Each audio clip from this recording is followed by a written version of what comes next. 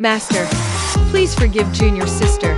Second senior brother clasped his fists and spoke righteously. Just earlier, I saw her in the kitchen past midnight catching mice. Even if she's done no merit, at least she's worked hard, hey. Even if you're dense, don't dig a hole for me to fall into. As expected, those words were like adding oil to fire. The master immediately stood up and roared, "Don't you dare plead for her. Catching mice? Looks more like you two were sneaking food in the kitchen. Old man, are you the fiery-eyed golden ape or what?" Master, it's not like that. Junior sister was just flustered. Second brother unknowingly poured more oil into the flames. Just what? All I see is that the orchid pot I bought has turned into industrial waste. It was clearly a gift from one of his patients, and yet he's shameless enough to say that. Master, junior sister truly didn't mean enough. My decision is made. She must be punished. Master, it was my fault for speaking out of turn. Please punish me as well. My disciple, you. What's going on here? Are they going to just throw me aside and perform a touching scene of senior brother begs for mercy on behalf of junior sister? Before master could get angrier and actually kill me, I hurriedly stopped second brother and bowed my head in surrender. Master, it's all my fault. If anyone deserves punishment, please punish me. Sigh. Seeing my pitiful face, master sat back down and sighed deeply. You see, I let you live in a clinic full of men, so I made you dress as a boy since childhood. Who would have thought you'd actually grow up behaving as wildly as one? You truly infuriate me. I think it's time you went back to wearing women's clothes. Yes.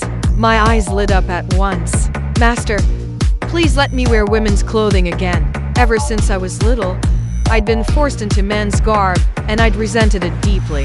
Every day I saw little Hua next door wearing beautiful dresses, walking the streets so sweetly I was seething with jealousy.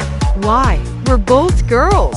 Why must I live disguised as a man for 18 years, surrounded by coarse men, mocked by those who knew my secret? It's infuriating. But when master saw my excitement, he suddenly shouted, "Don't get ahead of yourself. Chi, at his age, jumping up and down like that doesn't you worry about high blood pressure." "Ah Chang, it's not that I won't let you wear women's clothes," master said more gently, "but you know it's inconvenient for a girl to stay in a clinic full of men.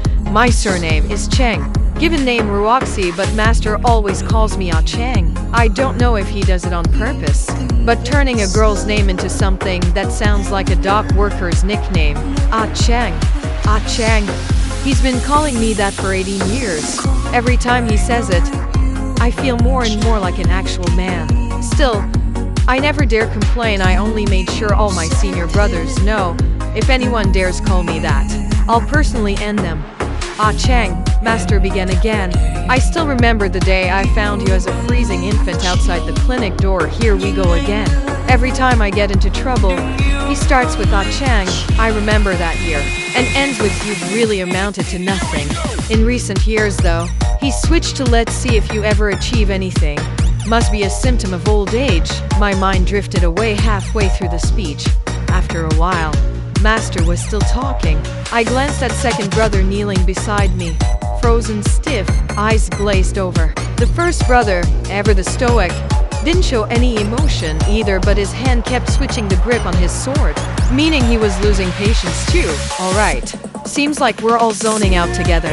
"Ah Chang, let's see if you ever achieve anything in the future." "Ah finally." I snapped out of my daze. Master had finished. Second brother twitched awake. First brother shifted his sword again. "Thank you for your teachings, master." As usual, I hurriedly offered him tea and cowed out, "Rise, all of you," master finally said, pardoning us both. Actually, I came back this time to assign you all a task." "Then why didn't you say so earlier?"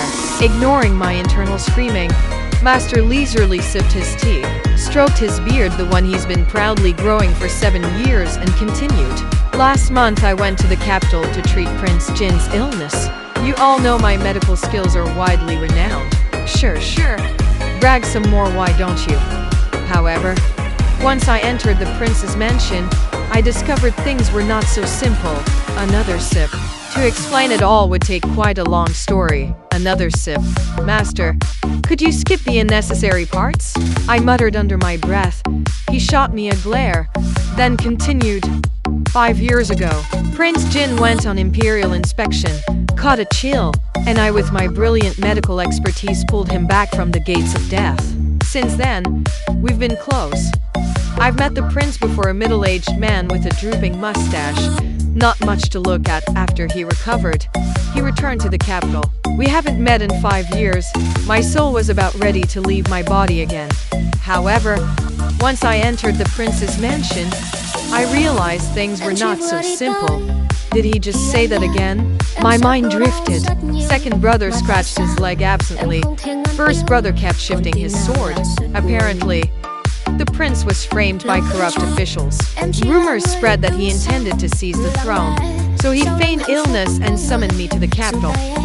Finally, the main point. Seize the throne? I frowned. That was a serious accusation. Seize the throne. Second brother echoed softly. First brother furrowed his brows to same thought clearly. Indeed, Master sipped his tea again. Then he just stopped talking. So, what happened next, Master? I couldn't help asking. I came back.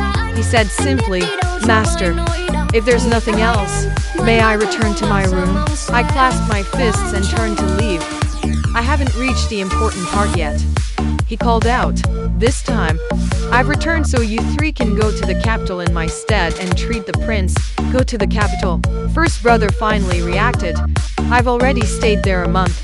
If I lingered longer, people might suspect I'm helping the prince usurp the throne. Besides, too many spies in the capital recognize my face. That's why you must go in my place. Help the prince? Wouldn't that be helping him seize the throne?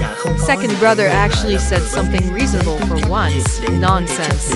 Master glared. Prince Jin is an upright, loyal man devoted to the court, without a shred of ambition. He said it like he was reading his own arsum. But Master, I asked, why don't you help him yourself? Master sighed. Because I'm only one man. I can't handle everything alone. In other words, the old man's just scared for his life. But Master, I reminded him, we're hardly capable of such a task ourselves.